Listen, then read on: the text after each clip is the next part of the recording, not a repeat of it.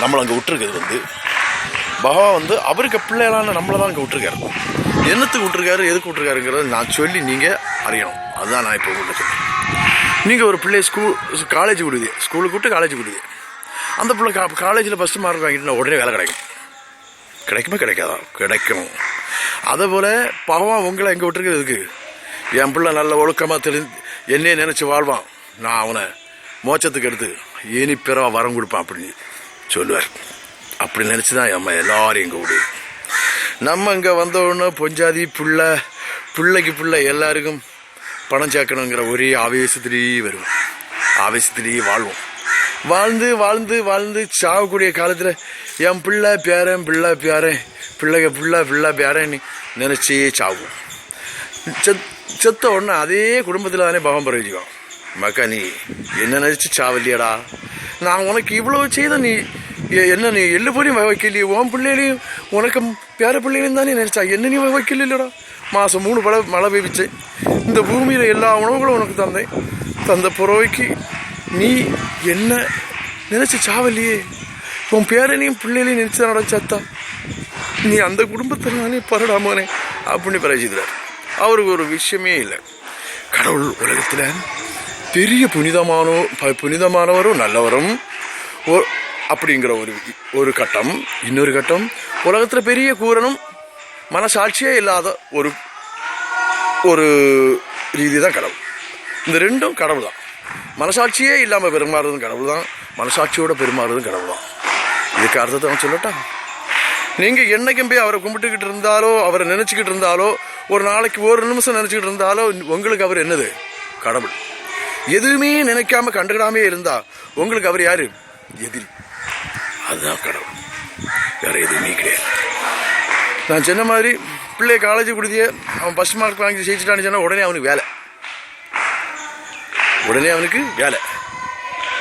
அது இல்லாத பட்சம் தோத்துட்டான்னா அவன் பிள்ளை கரசில் எழுதி அந்த கிளாஸ்லேயே 1-2 வருஷம் இருந்துருவான், இல்லை அதுக்கு வேண்டியே அலைஞ்சிருவான். அதனால அது கணக்கு.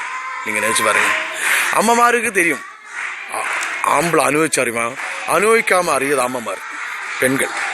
அவங்க அனுபவிக்காமே ஒரு கதையை மனசிலாக்கிடுவாங்க. ஆனால் ஆம்பளை வந்து அனுபவிச்சாதான் தெரியும். கஷ்டத்தை அனுபவிச்ச பிறகுதான் இது பெருங்கட்டமப்பா, இது நமக்கு உட்காதும்பா.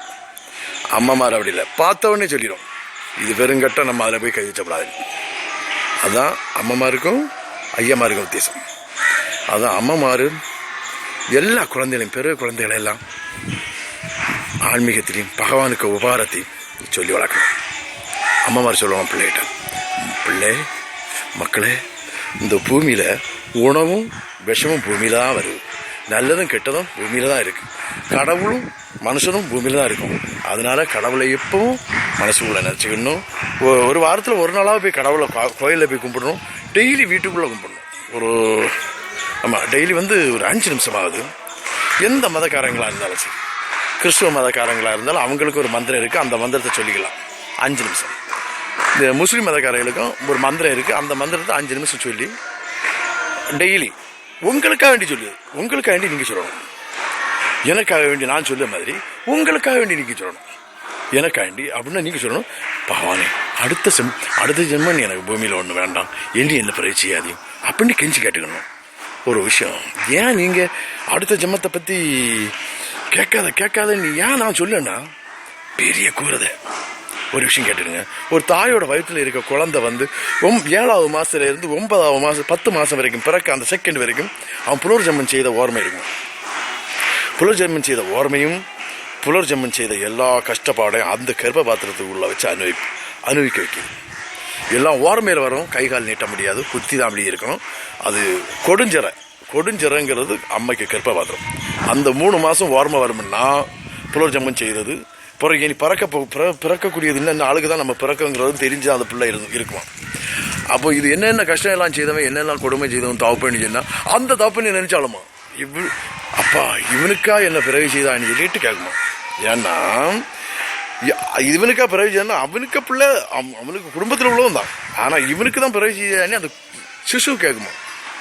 ஏன்னா அந்த அளவுக்கு ரசிக்காத தவப்பனும் இருப்பான், தள்ளையும் இருப்பான். அப்படி எதையும் தள்ளைக்கு பக்கத்தில் பிறகு செய்தால் உங்கள் நிலைமை நீங்கள் நினச்சி பார்க்கணும். இந்த மாதிரி இப்போ இருக்கிறத பார்க்காதுங்க, இதெல்லாம் அழிஞ்சு போகும்.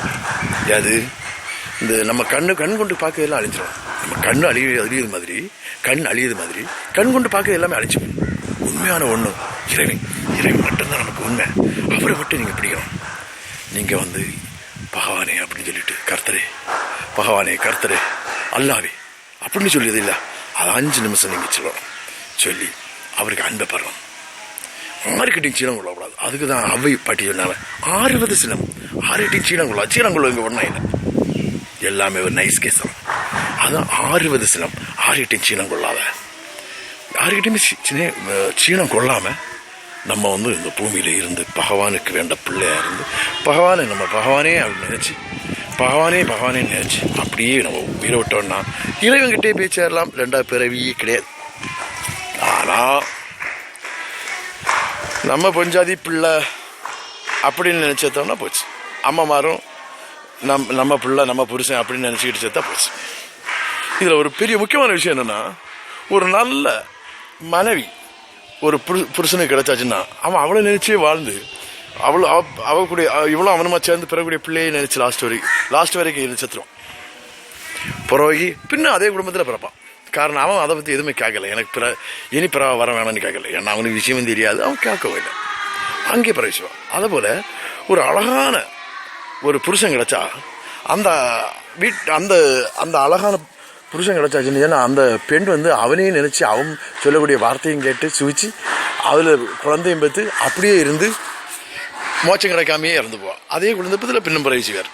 அவர் பிரவேசிக்கு எந்த பிரச்சனையும் இல்லை, அவர் டக்குன்னு பிரவேசிக்கிட்டே இருப்பார். ஆனால் இங்கே வாழ ரொம்ப கஷ்டமாக இருக்கு. சூக்கணும் அப்படிங்கிறதல்ல நான் சொல்றது. வாழ்ந்தாலும் சும்மா வந்து போயிட்டு இருக்குது. என்னத்துக்கு 30,600 நாள் தான் நமக்கு இங்கே தாங்க முடியும். அதில் 20